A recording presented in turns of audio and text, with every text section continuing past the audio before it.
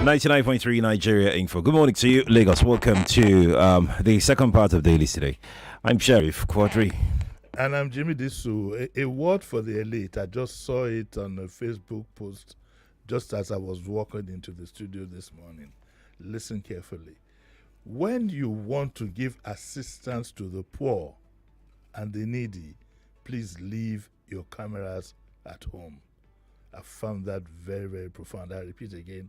When you want to give assistance to the poor and the needy and the vulnerable, both your cameraman, your camera phone, everything, leave it behind. What I've said is very, very significant. We'll talk about it soon. Okay, so here we go. Let's start. You can watch the show on Facebook and on YouTube. Nigeria Info 99.3 is how you can watch. As you're watching, drop us a comment if you can, and we'll try to take the relevant ones. Let's start. We're going to jump on page 5 of the Vanguard newspaper. 2027. Don't underestimate Tinubu. Ribadu warns opposition. The Riders ADC slams presidency over alleged plots to overthrow Tinubu, says it's ploy to repress opposition. Governors, APC leaders secretly supporting coalition. Babachir ex-SGF. LP can't win election. Will contest on ADC tickets. Kingibe. Don't write us off yet. PDP says it's not losing. Why are you laughing? Said it's not losing ground to ADC. These politicians are gradually becoming children. Honestly, I expected a more mature level of politics that shows thinking and planning. But what you have in the political space is just a lot of huffing and puffing, and like children playing in the school playground. Don't underestimate Tinubu. Ribadu wants opposition. Is that a threat? Is that a threat? Don't underestimate him in what? As what? Or in what circumstance? All these things are completely unnecessary. And to me, it just shows panic, lack of strategy, and lack of planning. On both sides, though. It is excusable that the ADC are just about coming together, and we'll see how that pans out. But the response from the APC, it just shows a whole lot of panic and lack of cohesion within the party. Yes, the Mr. Bayon Onaga was credited to have said, reported to have said that that there was a plot to unseat the president, but it was also reported that he later took the tweets down. Why do we do all this? If there is a plot to unseat the president, by the time he knows the plot would have taken place. So throwing threats in the air, and like the ADC said, they say that is it a ploy to repress opposition? I still see a lot of panic, Sheriff. Because once you hear from government that, we have discovered a plot, you know that they're going to go after certain persons. The APC had better just not try that. The APC might be in for a surprise, because I don't think they've taken time to study the strength of their underbelly. And a few things have pointed out that they actually do need to be careful. One of them, easily, is now the rate at which retired policemen are coming out in the social media to talk about their entitlements and their pension. Is one or two people you see like is a signal. Is a signal. And in certain countries where police have been called out to quell demonstrations and riots, we have seen cases where the policemen actually join them. So the APC needs to be very, very careful. Go study your underbelly. When I saw a video of when the president was complaining in Benue State about why nobody had been arrested. The IG stood up, I think out of courtesy. But the image that one got is one being seriously warned by the headmaster of a school. That didn't look good. It didn't look good. It didn't look good. Anyway, back to the riders that you have here. Governors, APC leaders secretly supporting coalition. Of course, There are loads of people within the APC, within the civil service, pledging loyalty to the president, but working with the... Of course, there will be. Who won't want to be on the right side of history? Because if you gauge things, if you are somebody who is very clear-minded, you might decide on which side you might want to hang yourself because of what the future portends. That is for another deep analysis at some point. So what Governor's ABC still supported Babacha, ex-SGV. Labour Party can't win election, will contest on ADC ticket. That's from Kingibe. Kingibe is not a pushover. You see, the signs that we are getting is that the APC are in for a tsunami if care is not taken. Don't forget, by saying that you are loyal to somebody doesn't mean that you are actually loyal. One thing that God has planted in us is that you really cannot see deep inside a man's thoughts, no matter how much you hypnotize him. So let's see. But it's 2 years from now. We'll see how it goes. And the PDP have suddenly raised their voice from nowhere. They said that the right also. But I know that the PDP is going to be very, very tough, because the gentleman who has been given the job to annihilate the party seems to have done quite well. So Ribadu says that don't underestimate the president. He said that, and this is subject to a debate. He was speaking at a cybersecurity conference. Ribadu declared that Nigeria is now safer and more stable and increasingly attractive for investment due to reforms and strategic policies introduced under President Tinubu. Is this the NSA or is this the Minister for Information? That's a question I would want to ask myself. He dismissed criticisms from certain quarters as the rantings of expired political figures. What about those of us who are neither political figures and are not ranting, but feel that our lives are far much more worse than they have ever been? And I don't like this bravado that you get from some of our political persons. Like the minister of the Capital Territory was asked, "Do you have a restaurant?" I said, "Yes." So what? I don't know where this bravado is coming from. You keep it looks as if they paint the picture as if it's an offense or a sin, either not to align yourself with the government in place or to even criticize. And that will not help anybody. That is not going to help anybody. It says things are changing. We are stabilizing the country. Forget what some people are saying. Who is saying what that we should forget? And what we do know is that the level of suffering in this country, if not put in check. But let's go on to the next story so that we don't lose track of what we are here to do. Let me just dwell on that for a few seconds. And I want to... So this part, you mentioned it, but I would love for you to please dwell a bit more on it. Where it's a rider that says ADC slams presidency over alleged plot to overthrow Tinubu. So it's a ploy to repress opposition. And you said that this could be a ploy to go after some certain people. Oh, that's the optics you get from it. And it shouldn't be taken lightly. That is the optics you see. Why do you think the presidency is coming up with this? Because some would say this is in itself is inciting. It's a panic move. And I don't think that's why it was reported. I choose my words carefully. That's why it was reported that Bayo Onanuga withdrew the tweet. That was what was reported, that he withdrew the tweet. Obviously, wiser counsel would have told him, Mr. Bayo Onanuga is not fit for the job he's doing. He should have been made the spokesperson of the party. He doesn't know, he doesn't seem to appreciate the strength of the office that he occupies, and he has completely demystified it. This is not the same office that a man like Chidi Oseni or Remioyo occupied way back in the day. He's demystified it, and it's sad. And I don't blame him. He's given the job, and he will do it in the manner in which he deems fit.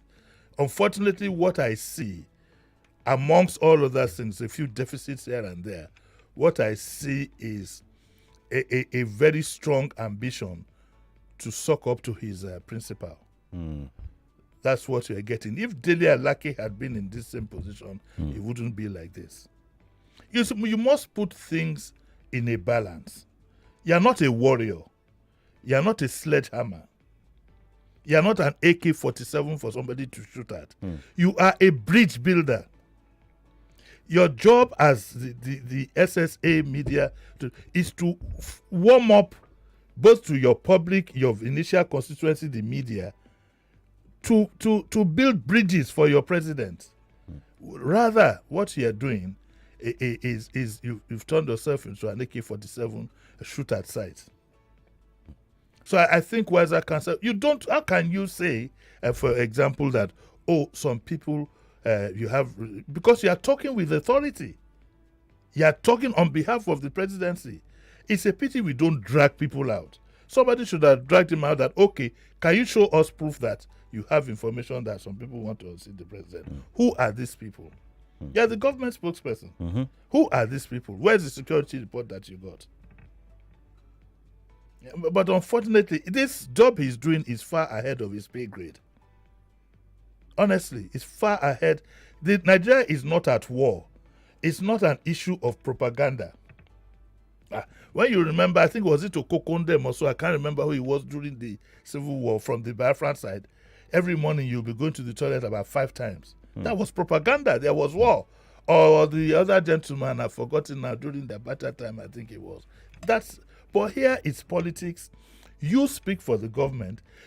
Politically, there is a spokesperson for the party. You should be getting involved in all these things. But in so doing, you have rubbished your position. And the optics don't look good. Because when Bayo Onanuga speaks, the president or the presidency speaks. Sorry. I mean, as a cautionary move, that's why the coalition, they've been through it before, the likes of Atiku, they've been through all these things. These are people who were there even during the military. During the military, once they tell you that it is suspected that some people are. I don't think a lot of people out there appreciate what some people went through during the military era. It was tough. I don't know. I don't think trying to caution or advise Mr. Bayo Onanuga would help. I think the president needs to look for a much more sober person, not necessarily a media person, that's the point, but somebody who is deep into strategy. He put a call through to the NIPL. They'll give him 3 names that he can choose from. You can choose your Mibade, your Kusanya. You can, who know what it is to be a spokesperson of the president. But I also appreciate that in the political terrain, it's the kind of job any sensible person wouldn't take, really, because what you find in this, and it happened during Jonathan's time. When Reuben Abati was the spokesperson, the rumors we got was that some people were telling the president, how these people go, they abuse you, and go get this man, go abuse them back. They didn't have a good understanding. And therefore that brought on recruiting an attack dog to do that. Where did he get Jonathan in the end? So, like I repeat, Bayo Onanuga needs to understand that he should be a bridge builder. A bridge builder, disseminating information, warming up. That is to be a bridge builder. Unfortunately, both Tudio Seni and Remioyo are dead, so I don't know where he's going. And even Duro Nobule, who was the spokesperson even during the military era. It was a tougher job. Yeah, that must have been very tough. Such jobs, you got to stay away from them sometimes. All right, we'll move on. Let's go to page 8 of the Vanguard newspaper. Immigration. Nigerians face growing visa hurdles in UK, US, Canada, UAE, others. Yeah, before, because apparent policy. It was an avalanche yesterday. The avalanche The news was yesterday. just coming through. Yes. Do you all planning together or what's going on? Well, that is where we have found ourselves and where our leaders have put us. So listen carefully. In recent times, several countries, including the United States, the UK, Canada, UAE, have introduced stricter visa restrictions against Nigerians as part of their immigration crackdown and growing protectionism among the world's superpowers.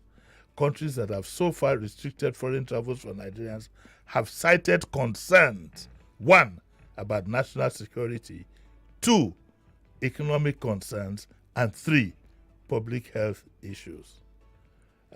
I don't think it also helps that 2 years into this government, we don't have ambassadors, I think, in these countries. I don't think we've appointed ambassadors. And that, for me, is a gross mistake on the part of this government.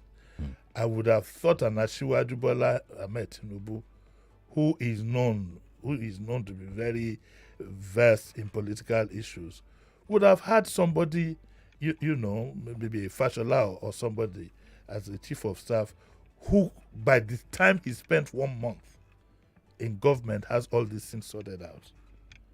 Apparently, either he hasn't thought of it too well, or my cousin has not been up to the task. Because we need to hold somebody responsible. 2 years into a government. Meanwhile, those who you have hinted have been on standby for the past 2 years. I know people who've been promised, oh, you'll be ambassador to UK, they've been on hold. That also might contribute to all this. Also, it says that the UAE imposes fresh visa conditions on Nigerians and bans transit visas.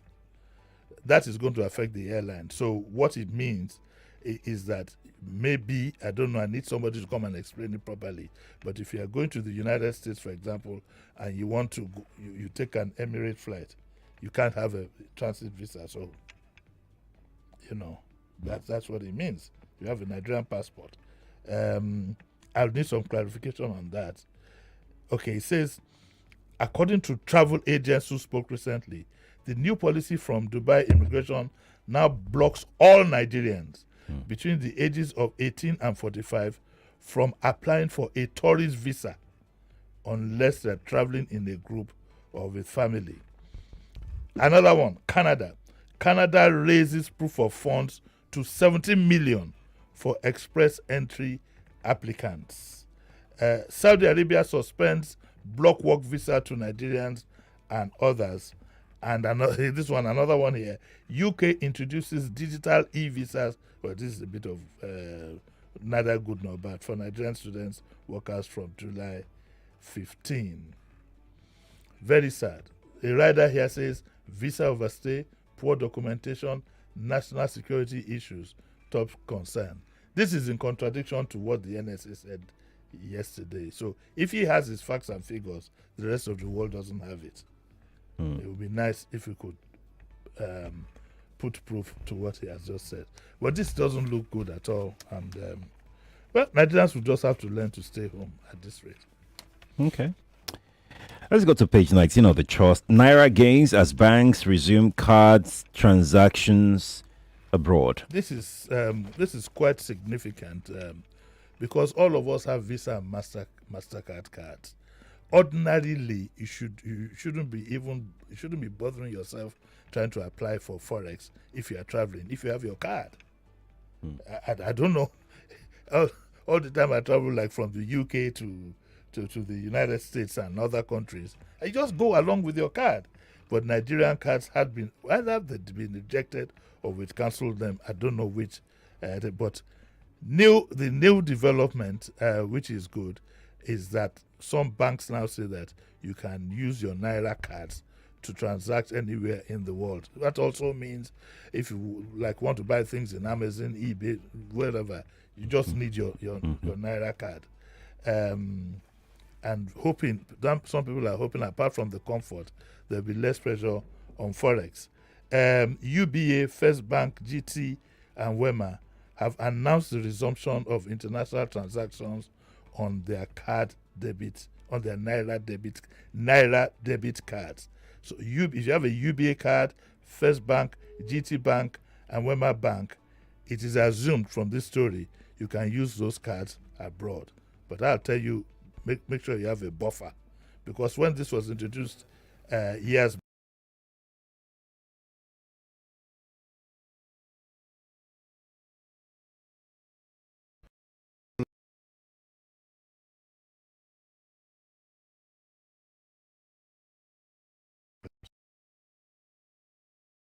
back, use use it to do something. Yes, that in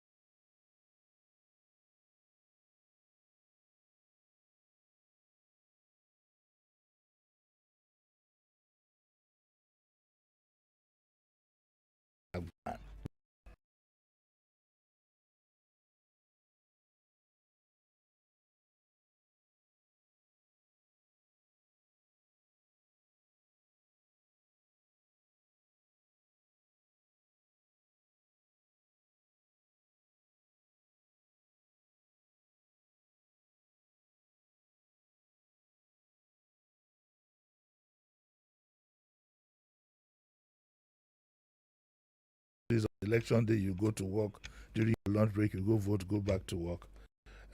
All those who have planned weddings and whatever now tomorrow, you can't move until 3:00. Okay, and they say from 3 a.m. to 3 p.m. I don't know why 3 a.m. is. I think we have to find a better way of doing these things, in all honesty. But simply what it means is that from 3 a.m. to 3 p.m., go put petrol in your better pass my neighbor. And if you want to go to the polls, so be it. But I have a funny feeling, I was telling Sheriff this morning, I have a funny feeling that the apathy you will experience this Saturday will probably be the highest. I'll be shocked if you have 10% of voters that are not party members turning out, because party members will be provided for at the polls. I remember during which election was this? I think it was the one in which Jimi ran for governor. I can't remember the year because I was for Jimi Jimi. When we got there, the party then, it wasn't APC, I think it was AD. The AD had brought you all these mamas wearing their nice trousers and scarves and what bekula baba. They brought out cooler and everything. So the agents, I think Jimi ran on, was it Democratic? I've forgotten. This is off my. So the guy who was supposed to be our own agent on the Jimi Agbaje side, I forgot, but after some time, the chicken, the side of the chicken and jollof rice come from the cooler. And guess what they did? They gave him 2 big brown bottles. So when the counting was going on, so I think tomorrow will just be a party day for jollof ricing and chicken for party members. I cannot predict the result anyway. Indeed. Let's. I think we don't have much time, but we can mention this one. We can mention that story. No, which one is that? Lagos. Yes. Yeah. There's a new newspaper called News. It's not new. It's not new. But I'm just seeing it, and they have a portion that says "Inside Lagos." And the story that caught my attention is a 20-year traffic master plan to tackle urban congestion. I'd like to call on the governor and the commissioner in charge. The kind of traffic we've been experiencing along the Lagos Expressway, Lagos Epe, that axis, Ajah, so on and so forth, has been something else. Yesterday, it was about 3 hours on that road. Can somebody please fix the road and let's have some movement? Lagos mainland is actually worse than that. Well, everybody speaks for himself. that Lagos Sokoto, Ajah axis, the traffic was horrendous all the way to Jakonde. And you would have expected government. It was a very simple matter, Sheriff. The 3-lane had narrowed to just one lane. And I'm going to call the commissioner at the end of this and give a report on Monday, Tuesday next week. A simple matter, a 1-hour exercise of leveling the street, and that's it. And we've been at it since Saturday. Wow. All right. We're going to leave it at that. You're back at 9? Yes, we did. Danny. Okay, good. Wow. Yes. That should be fun. Lagos, Nigeria, thank you for being a part of the show this morning, Kofi. We'll make a return in a moment to bring you the last hour of the morning crossfire. Stay with us here on Nigeria Info 99.3. 7 p.m. don't knock. Na yellow clock be that.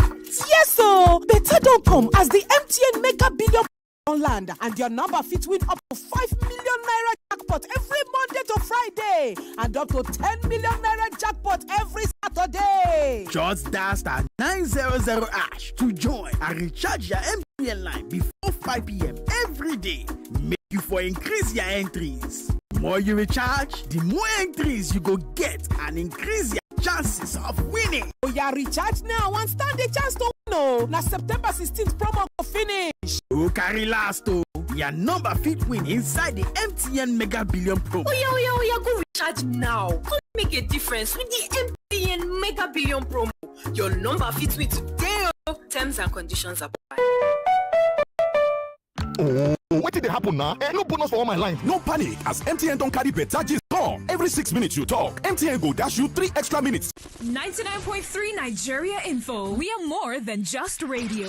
Subscribe to our YouTube channel at Nigeria Info FM. Check us out on Facebook at Nigeria Info 99.3. Follow us on Twitter at Nigeria Info FM and on Instagram at Nigeria Info FM Lagos for live updates as it happens. 99.3 Nigeria Info.